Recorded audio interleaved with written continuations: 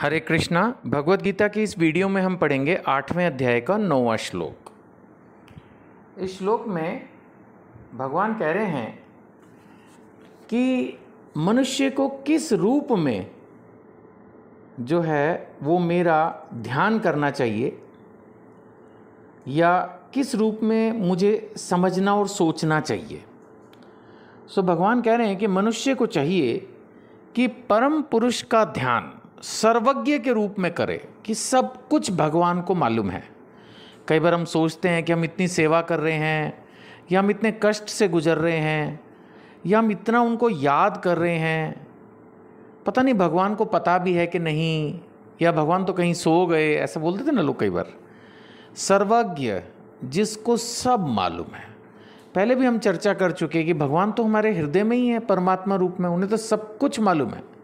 हमारे मन में क्या चल रहा है, हमारे कर्म क्या हैं, व्यवहार क्या है, सब कुछ तो भगवान को मालूम है। सर्वज्ञ भगवान पहले भी कह चुके हैं कि मैं पिछले जन्मों में जो कुछ हुआ सब जानता हूँ, इस जन्म में जो कुछ हो रहा है सब जानता हूँ, फ्यूचर में जो कुछ होगा सब जानता हूँ। जब उन्हें सब कुछ ही पता है तो फिर चिंता किस बात की है। ये सोचना कि हमारे जीवन में कुछ उतार चढ़ाव आ जाएगी और उस वक्त पता नहीं भगवान साथ देंगे या नहीं, मत सोचिए। भगवान जरूर साथ देंगे, ये विश्वास रखिए।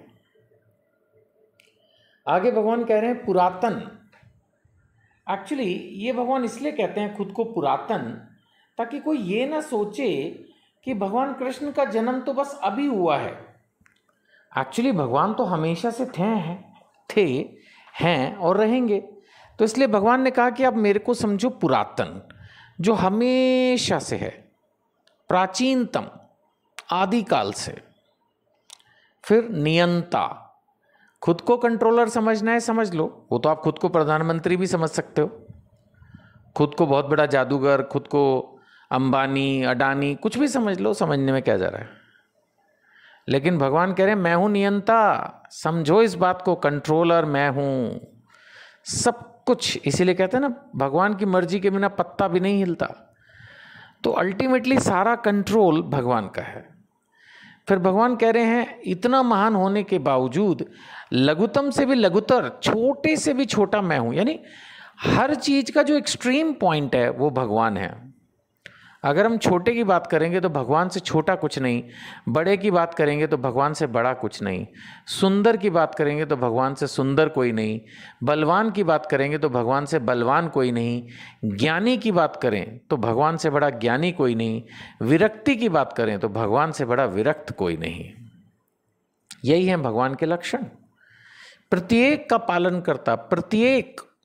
अब आप सोचो कि अगर हम किसी भी जीव को मार के खा रहे हैं तो आप एक पालनकर्ता को देखो, मैं किसी की भावनाओं को आहत नहीं करना चाहता, आप सोच के देखो, बहुत सारे लोग इस दुनिया में पेट ऑनर्स हैं, है ना, वो अपने घर में डॉगी पालते हैं।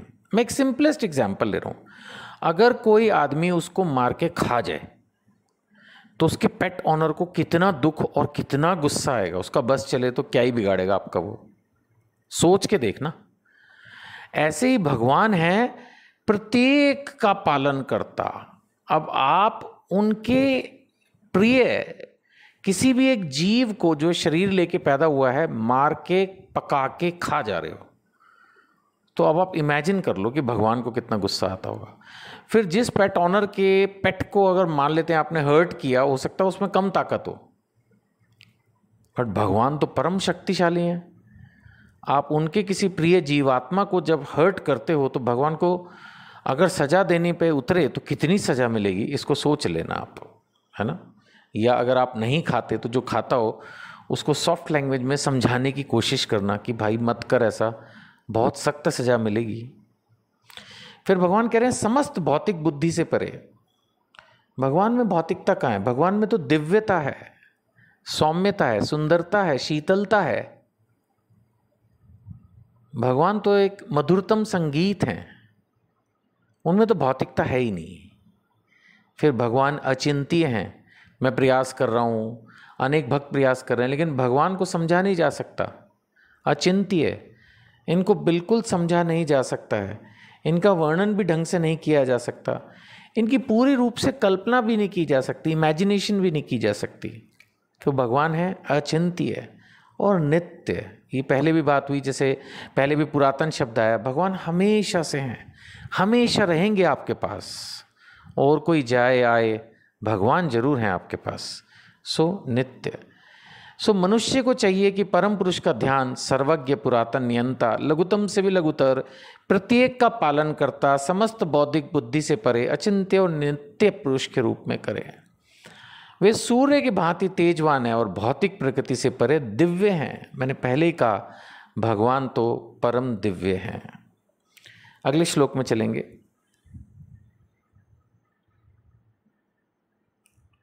अब हम पढ़ेंगे 8वें अध्याय का 10वां श्लोक। इसमें भगवान कह रहे हैं, फिर वही मृत्यु की बात रिपीट कर रहे हैं। मृत्यु के समय जो व्यक्ति अपने प्राण को भवों के मध्य स्थिर कर लेता है, मतलब फोकस्ड, करीब करीब ये भवों के मध्य वाली बात 6ठे अध्याय में भी आई थी, जब भगवान थोड़ा सा योग अभ्यास के थ्रू अपने आप को मेडिटेट, कंट्रोल करने की बात समझा रहे थे। तो वैसे ही बोल रहे हैं कि जब किसी को शरीर छोड़ने का वक्त आए, सपोज उसको अपनी इंद्रियों पर, अपने दिमाग पर, बुद्धि पर, मन पर कंट्रोल हो, तो किस तरह से उसको शरीर छोड़ना है। सो मृत्यु के समय जो व्यक्ति अपने प्राण को भवों के मध्य स्थिर कर लेता है और योग शक्ति के द्वारा अविचलित मन से पूर्ण भक्ति के साथ परमेश्वर के स्मरण में अपने को लगाता है, वह निश्चित रूप से भगवान को प्राप्त होता है। थोड़ा मुश्किल है, लेकिन मैंने पहले भी चर्चा की कि भगवान अपने भक्तों का हमेशा साथ देते हैं, आप चिंता ही ना करो। ये सबसे बड़ी परीक्षा होती है जीवन की, जब हमें शरीर छोड़ना होता है। और भक्तों के लिए इस परीक्षा में कुछ है ही नहीं। जैसे बहुत इंटेलिजेंट बच्चे होते हैं ना, सारा साल पढ़ते हैं, उनको कोई चिंता नहीं, वो खेलते खाते पेपर देते हैं, फिर भी टॉप क्लास मार्क्स आते हैं। बहुत लोग इस दुनिया में मृत्यु से डरते हैं। एक बार भक्ति में दृढ़ हो जाओगे, कृष्ण को महसूस करने लगोगे, मौत का डर ही हट जाएगा जीवन से, लगे ये तो कुछ है ही नहीं। जब आएगी ये परीक्षा दे के पार निकल जाएंगे, उल्टा अच्छा है, भगवान के धाम पहुंच जाएंगे, इस बुरे जगत से पीछा छूट जाएगा। हरे कृष्णा।